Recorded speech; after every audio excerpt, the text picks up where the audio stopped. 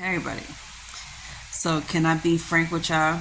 I want to be completely open and honest with y'all since this is Domestic Violence Awareness Month. I wanted to, say my piece on it and let y'all know that your girl been in part of it too. Yeah, I um I was in a domestic violence incident so many times in the past life, a couple years ago.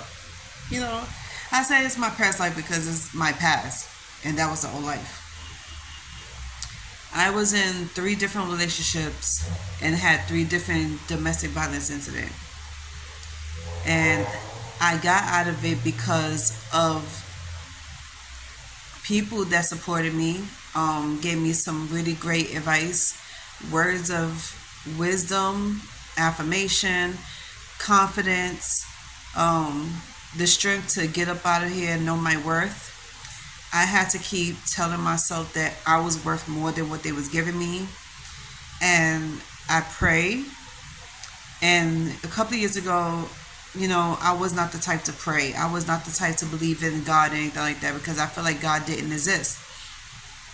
At that time, when I was in my early 20s, I didn't think God existed because whenever I was talk to God and ask Him for advice, ask Him to show me things or just give me some type of words or actions or whatever confirmations to answer my questions, he would never answer them. And then it wasn't until I turned 34, 35, where I spoke to one of my neighbors that used to live over here, and she invited me to go to her church. And I said no. Of course, I pass by this church every time I go to the park, and I never wanted to be a part of something that I didn't believe in. So I bumped into my, neighbor again. And once again, she tried to persuade me to go to church. She said, I bet you feel really, really good if you go to church.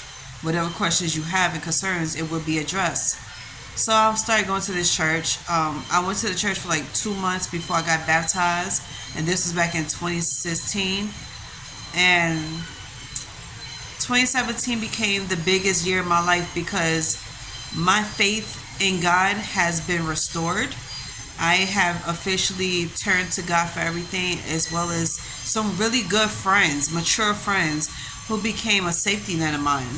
And I thank them all the time for being there for me and for talking to me and helping me restore my faith in the Lord. And people don't want to believe anything that I have to say. That's fine. People don't believe me when I say that I turned my life to God and I started to, be all about talking to God and be all about praising God and everything. Even in my home, I acknowledge God more than anything else. And because of what I'm doing with myself and I turn to God for everything, a lot of my prayers been answering, a lot of my questions been answered, and even though He's taking His time, showing me some stuff and answering my prayers today, I still get prayers answered and I still get questions answered, whether it's through a form of a vision or dream, or, even when I'm outside, I get signs and synchronicities. And I was constantly see the numbers threes and twos and fours and 11s and tens. So that was His way of telling me something. And for the past couple of days, I've been seeing the numbers twos, two twos, all twos. And it gave me a message, and I believe in that message. So when I started seeing other girls that was my age, back then, like young girls between 18 and 25, and they going through domestic violence, I feel like I have the opportunity to talk to them and let them know what I've been through, that they could do exactly what I did, which is have faith in yourself, gain the strength and the confidence to get up out of the relationship and move on, like get something better. You deserve something better. At the end of the day, you all are queens. Look at yourself as that. Treat yourself as that. God placed you on this earth to be better, to do better, and to place yourself as a queen and a wife. And you can't do that if you stay in a domestic violence situation that doesn't serve you good, that is not beneficial to your health. So please, if you can, save yourself and get out of it. And please think of yourself as a prize. You are a prized possession that God has made. God wants everything for you, the best for you. So if you really think highly of yourself and you have self-respect and self-love, please take care of yourself first. And having a relationship is not everything. It's not everything that you think it will be. The right relationship will come in your life. The right person will come in your life, and you wouldn't have to question it. You wouldn't have to doubt it. You wouldn't have to, feel any negative feelings towards it, because that person will be right for you. Everything you ask for, everything you've been questioning God about, He will show you the way, and He will give you everything. What you've been begging for, it's on its way. Believe it or not. Okay, just like somebody was telling me, and God was telling me, I'm not gonna come when you want it, but I'm gonna come on time, and I'm gonna give you everything you've been asking for, everything you've been looking for, and more. So please do yourself a huge favor, save yourself, and give yourself the best. And please wait around. Get rid of that toxic man. Get rid of the toxic mindset.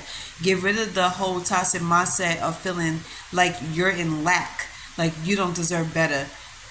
Get out that feeling that you're not good enough. Get out the feeling that you cannot have the best of the best, because you deserve the best of the best, baby girl. And if you got kids, you got to do for your kids too. Think about your kids and set a prime example. And I think all the mamas out there that's been talking to these girls, that's been showing them everything they need to see, like being a prime example, following their lead, and just do what you need to do. Don't settle for less. Don't ever treat yourself like you're less than. And I hope this reaches some of you, please. And if it doesn't reach you, and whoever's watching this, please send it to somebody that you know that needs to hear something like this.